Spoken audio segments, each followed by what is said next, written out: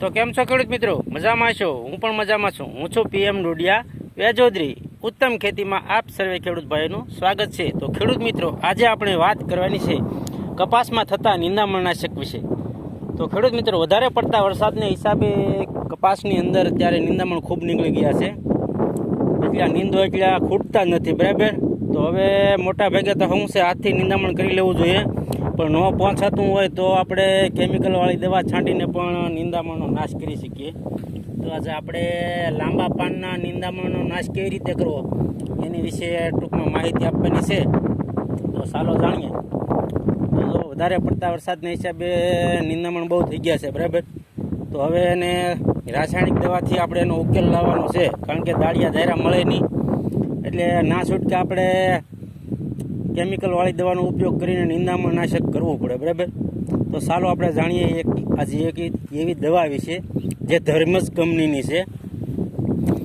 ધરોલિક કરીને દવા છે, તમે જોઈ શકો છો મિત્રો. આ દવા છે એ એક પંપની અંદર 30 ml નાખી, 15 લીટરનો પંપ હોય કે 16 લીટરનો હોય, એમાં 30 ml નાખી અને છંટકાવ કરી દો તો એકરે 8 પંપ થવા જોઈએ ટૂંકમાં.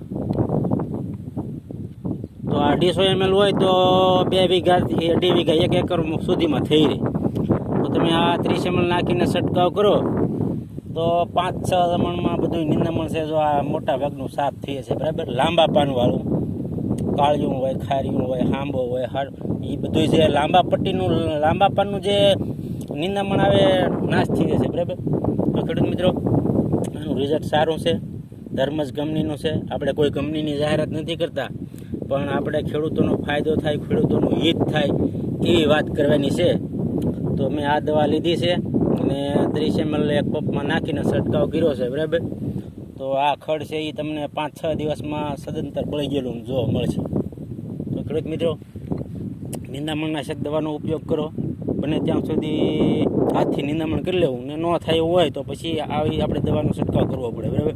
કારણ કે 1 મહિના દિવસથી સતત વરસાદ પડે છે તો નિંદામણ તો ઉગે. તો ચાલો આપણે તમને નિંદામણ વિશે માહિતી કેવી લાગી.